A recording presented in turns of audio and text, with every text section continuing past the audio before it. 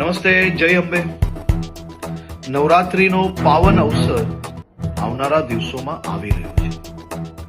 માં અંબાની ભક્તિ અને શક્તિમાં રંગાવા માટે ગુજરાતના સૌ નાગરિકો તૈયાર થઈ ગયા છે.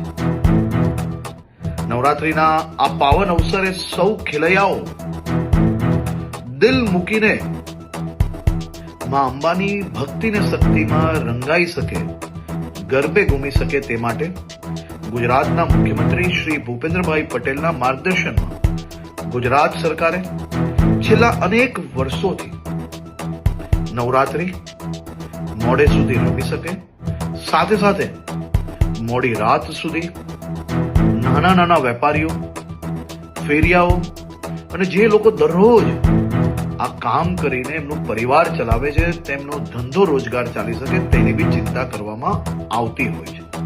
આ વર્ષે બી મુખ્યમંત્રી શ્રીના માર્ગદર્શનમાં આ બધા જ મધ્યમ વર્ગીય વેપારી, નાના વેપારીઓ, દુકાનોવાળા, રેસ્ટોરન્ટવાળા એનો ધંધો ચાલી શકે તે માટે પોલીસને ખાસ સૂચના આપવામાં આવી છે કે 10 દિવસ થોડો લોડ વધારે લઈને બી રાજ્યના સૌ નાગરિકો ઉત્સાહપૂર્વક નવરાત્રી બનાવી શકે તે માટેની ચિંતા કરવામાં આવે.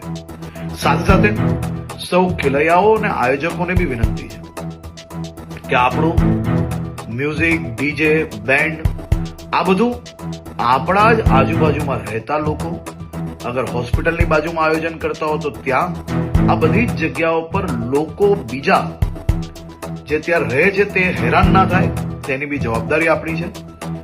આપણા રાજ્યની અંદર મોડે સુધી ગરબા તમે રમી શકો તે માટે ભૂપેન્દ્રભાઈ પટેલની સરકાર દ્વારા સંપૂર્ણ વ્યવસ્થાઓ કરવામાં આવી છે. પરંતુ સાથે સાથે એક જવાબદાર નાગરિક તરીકે તમે બી સૌ લોકો પોતપોતાનો ફરજ અદા કરશો તેવો મને 100% વિશ્વાસ છે.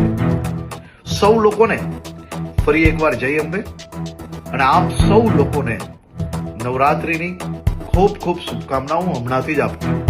નવરાત્રીમાં દિલ મૂકીને આપ સૌ લોકો માં અંબેની ભક્તિ કરી શકો તેવી આપ લોકોને ખૂબ ખૂબ શુભકામનાઓ.